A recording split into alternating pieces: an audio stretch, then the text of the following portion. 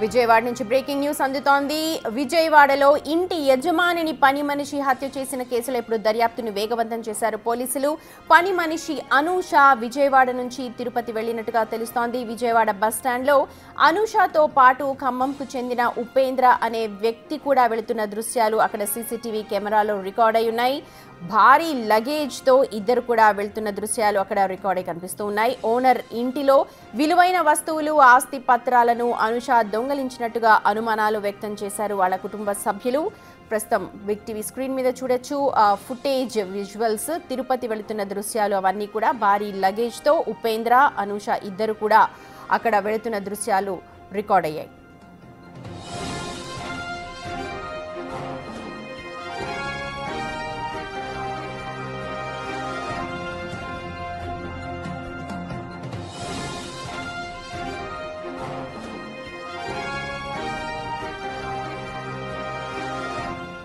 Care taker గా పనిచేస్తోంది అనూష సదరు యజమాని ఇంట్లో. అయితే నిన్న ఉదయం ప్రాంతంలో చూస్తే 11-12 గంటల ప్రాంతంలో వెళ్ళి చూస్తే అక్కడ అచేతనంగా పడి ఉన్న ఇంటి ఓనర్ని చూశారు. వెంటనే అనూష మాత్రం అక్కడ కనిపించలేదు. దీంతో అనుమానాలు వ్యక్తం చేస్తున్నారు వాళ్ళ కుటుంబ సభ్యులంతా కూడా. దీంతో ఒక్కసారిగా అప్రమత్తమైన పోలీసులు కేసు దర్యాప్తుని ముమ్మరం చేశారు. విజయవాడ బస్ స్టాండ్ అలాగే ఇతర ప్రాంతాల్లో కూడా అన్ని సీసీటీవీ ఫుటేజ్లను కూడా పరిశీలిస్తూ ఉన్నారు. బస్ స్టాండ్ ప్రాంతంలో దొరికిన సీసీటీవీ ఫుటేజ్ని పోలీసులైతే తీసుకున్నారు. భారీ లగేజ్తో అనూష ఉపేంద్ర ఇద్దరు కూడా తిరుపతి వెళుతున్నట్టుగా వారికి సమాచారం అందింది. దీంతో పోలీసులు అలర్ట్ అయినట్టుగా సమాచారం.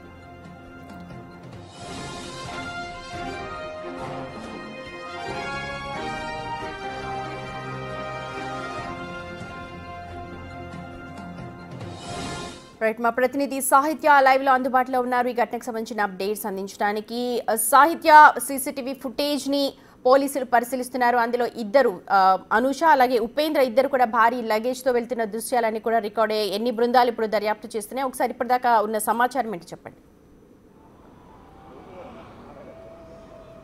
రిటైర్డ్ ఇంజనీర్ వెంకట రామారావు హత్య అయితే కనుక కలకలం రేపిందని చెప్పొచ్చు. విజయవాడలో ఒక పని మనిషి యజమానిని చంపేసిన ఘటన నిన్న చోటు చేసుకుంది. అయితే మొన్న అర్ధరాత్రి 12:30 గంటల సమయంలో అయితే అనూష అనే పని మనిషి యజమాని వెంకట రామారావు ఏదైతే గది లోపలికి వెళ్ళి ఆ సమయంలో ఆవిడ చంపడానికి ప్రయత్నించిన అరగంట సమయానికి మళ్ళీ ఉపేంద్ర అనే వ్యక్తి, ఎవరైతే ఖమ్మంకి చెందిన ఉపేంద్ర అనే వ్యక్తిని కూడా పిలిచినట్టుగా కూడా పోలీసులకి ప్రాథమిక సమాచారం అయితే అందుతా ఉంది. అయితే అదే నేపథ్యంలో అసలు ఉపేంద్ర ఎవరు, ఈమె హస్బెండ్ ఎవరు, ఈమె కుటుంబ సభ్యులు ఎవరు అనే విషయంలో కూడా పోలీసులు దర్యాప్తు కొనసాగిస్తూ ఉన్నారు. అయితే హత్య చేసిన తెల్లవారుని అక్కడ నుంచి ఉపేంద్రతో పాటు కలిసి భారీ లగేజ్తో అయితే కనుక విజయవాడ బస్టాండ్లో ఆవిడ అక్కడ లగేజ్తో వెళుతున్న దృశ్యాలు అయితే సీసీటీవీ ఫుటేజ్ ఇప్పుడు ప్రస్తుతం లభ్యమయ్యి అదే కొంచెం వైరల్గా మారిన పరిస్థితి కనపడుతూ ఉంది. అయితే ఆ సీసీటీవీ ఫుటేజ్ క్షుణ్ణంగా పరిశీలిస్తే కనుక అతను ఒక ట్రాలీని పట్టుకుని వెళ్తూ ఉన్నాడు ఉపేంద్ర.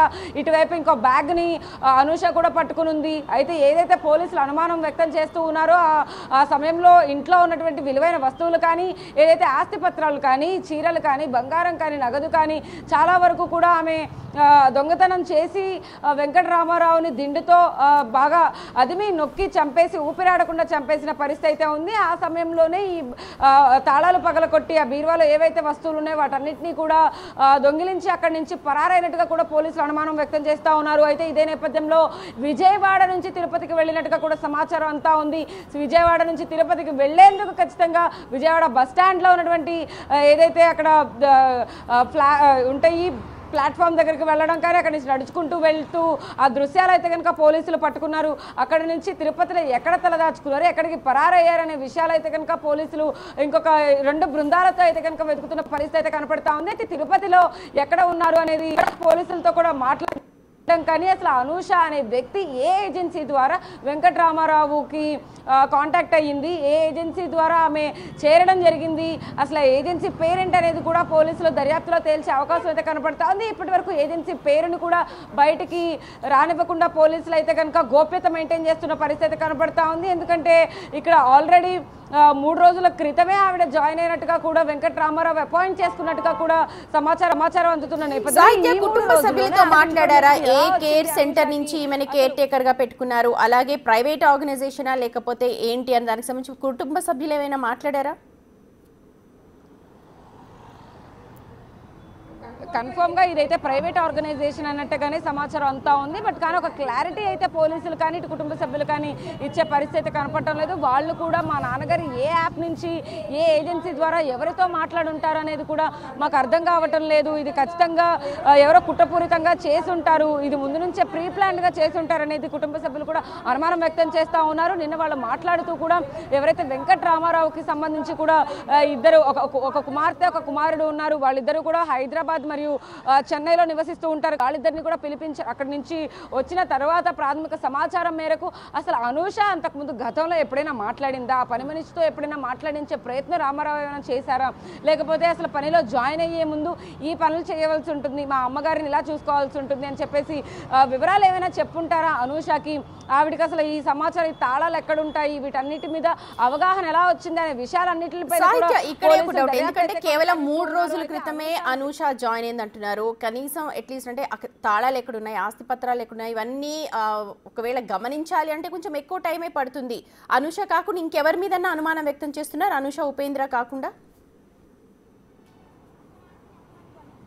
గతంలో ఎవరైతే పనిచేస్తున్నారో వెంకట రామారావు ఇంట్లో గత 7 ఏళ్లుగా కూడా ఒక ఆవిడ పూనా ఒక ఆవిడ వర్క్ చేసినట్టుగా కూడా మనకి సమాచారం అందింది. ఆవిడతో కూడా బిగ్ టీవీ నేను ఎక్స్క్లూజివ్గా మనం వెళ్ళి మాట్లాడడం జరిగింది.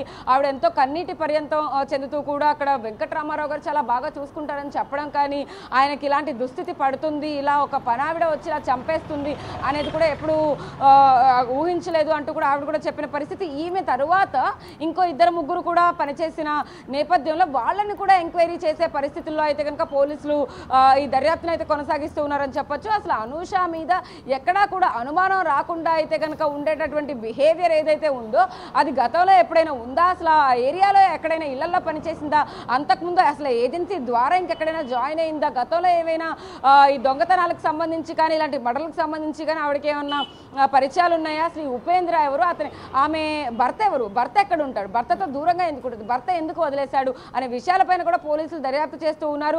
ఎందుకంటే అక్కడ 12:30 గంటల సమయానికి ఖచ్చితంగా అతని రూమ్లోకి వెళ్ళి చంపేయడానికి ప్రయత్నించి డబ్బు కాజేయడానికి ప్రయత్నించిందంటే ఇది ఖచ్చితంగా ప్రీ ప్లాన్డే అన్నట్టుగా కూడా పోలీసులు దర్యాప్తులో అయితే వెల్లడించే అవకాశం అయితే కనపడుతోంది. ఎందుకంటే అర్ధరాత్రి సమయంలో అక్కడ పనే ఉండదు, బేసిక్గా డే టైంలోనే ఎక్కువగా పని వాళ్ళు పనిచేసి వెళ్తూ ఉంటారు. అక్కడ వంట వండేసి ఆవిడ కేర్ టేకర్ అంటే ఖచ్చితంగా ఆమెకి టాబ్లెట్లు ఇవ్వడము, లేకపోతే ఇంకొక విషయాల్లో ఏమైనా హెల్ప్ తీసుకోవడము ఇలాంటివి ఉంటాయి. ఆవిడ పెద్ద ఆవిడ కాబట్టి ఆవిడ లేవలేని పొజిషన్లో వీడితో ఈమె అయితే మాట్లాడే ప్రయత్నం అయితే చేసి ఉండొచ్చు, కానీ మేబీ తర్వాత దుర్బుద్ధి చనిపోయారో ఆ ఫోన్ ఏమైనా సీజ్ చేసుకున్నారా, దాని నుంచి డేటా ఎప్పుడు వచ్చే అవకాశం కనిపిస్తుంది, ఏ యాప్ నుంచి డౌన్లోడ్ చేసుకున్నా, ఎవరితో మాట్లాడారో డీటెయిల్స్ ఎప్పుడు మనకు తెలిసే అవకాశం ఉంది? వెంకట రామారావు ఫోన్ అయితే ప్రస్తుతం పోలీసులు అయితే వాళ్ళ అదుపులోనే పెట్టుకున్నట్టుగా కూడా మనకు అర్థం అవుతా ఉంది. ఎందుకంటే కుటుంబ సభ్యులు కూడా అడిగిన నేపథ్యంలో వాళ్ళకి కూడా కొంత సమాచారం ఇవ్వని పరిస్థితుల్లో అయితే కనుక అనూష ఏదైతే ఒక కొత్త మొబైల్ కొనిందో ఆ అనూష మొబైల్ని కూడా వీళ్ళు కుటుంబ సభ్యులు అయితే తీసుకున్నారో అందులో ఉన్న ఫోటోలనే బయట పెట్టారు. అందులో ఆవిడ ఏదైతే డ్రెస్ వేసుకుని ఉన్నారో సేమ్ అనూష పని మనిషి వేసుకుని ఉందో సేమ్ సీసీటీవీ ఫుటేజ్లో కూడా మనకు కనబడుతుంది. కాబట్టి అసలు ఆమె ఎక్కడ నుంచి ఎక్కడికి ట్రావెల్ చేస్తూ ఉండేది, ఆవిడ ఎక్కడో ఈ విజయవాడ చుట్టుపక్కల పరిసర ప్రాంతాల్లో ఉన్నటువంటి ఏరియాల్లో ఎక్కడో ఉంటున్నట్టుగా కూడా పోలీసులుగా అయితే కనుక ఇన్ఫర్మేషన్ అందింది. ఎవరితో ఉంటుంది, ఎక్కడ ఏ ఇంట్లో అద్దెకు ఉంటుంది, ఎక్కడి నుంచి ట్రావెల్ చేస్తూ వస్తుంది, ఎలా వస్తుంది అనే విషయాలని కూడా పోలీసులు అయితే ఆ సీసీటీవీ కెమెరా ఫుటేజ్ల ద్వారా అయితే కనుక సేకరించి ఆమె ఆచూకీని అయితే కనుక కనిపెట్టే అవకాశం అయితే కనపడుతుందని చెప్పొచ్చు. ప్రస్తుతం అయితే తిరుపతిలో ఖచ్చితంగా ఆవిడ వెళ్ళింది, ఎక్కడ ఉన్నారు ఏంటనేది పోలీసులు అయితే అక్కడ ఇంకొక టీంతో అయితే కనుక వెతికించే ప్రయత్నం అయితే చేస్తున్నారని చెప్పొచ్చు. రైట్ సాహిత్య, థ్యాంక్ యూ. మొత్తానికి విజయవాడలో జరిగిన ఈ హత్య ప్రస్తుతం సంచలనంగా మారింది. కేర్ టేకర్ పని మనిషిగా వ్యవహరిస్తోన్న అనూష అప్పటి నుంచి మిస్ అవడంతో అనుమానం ఆమెపైనే వెళ్తోంది. పోలీసులు అయితే 2 బృందాలుగా విడిపోయి దర్యాప్తుని ముమ్మరం చేస్తున్నారు.